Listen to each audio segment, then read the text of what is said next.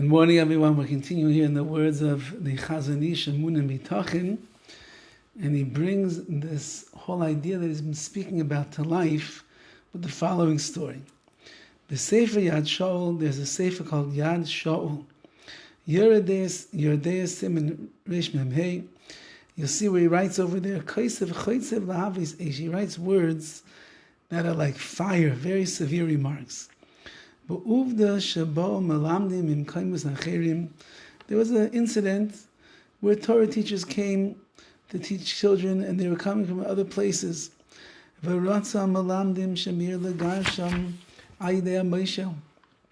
the Torah teachers that were in the town already wanted to expel these new teachers by employing the powers of the governor of that town, the non-Jewish governor. And they claimed that their decision was based on the words of the Ramah. Now the Ramah writes elsewhere that if you have a competitor that comes into town and he's trying to take away other people's business, so you're allowed to close the city off to him. You can even alert the authorities and have them push him out. Now that's in business, but the Yad Shaul over here, this Sefer, says that's only in business. It has nothing at all to do with people that are teaching Torah. And he writes that all this doesn't apply to Talmidei Chachamim, the scholars and the teachers. And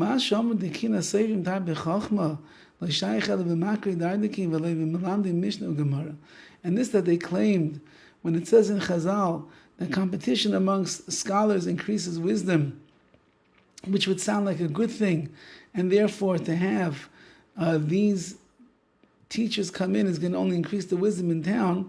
It only applies to the teachers of young children who teach scripture, and it doesn't refer to Mishnah and Gemara and Zehevel. That's also foolish. Says the Chazon Ish, what a foolish thing to say. That everybody that comes into a town, everybody that comes, it can be marbe, it could increase the chachma, the wisdom. We need more. The more teachers, the merrier. And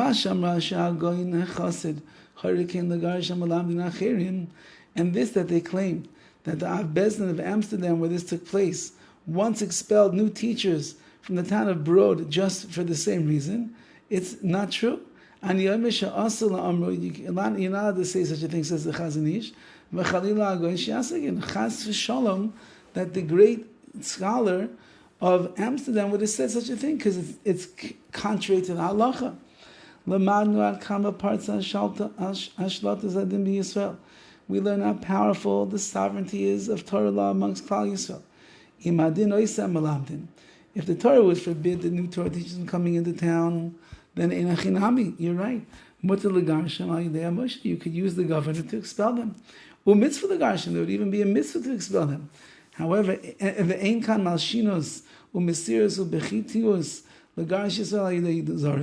and there's no issa, there's no sin over here informing or handing over a Jew to the authorities, or doing this despicable act to expel the Jew with the hands of the non-Jews. There's nothing wrong.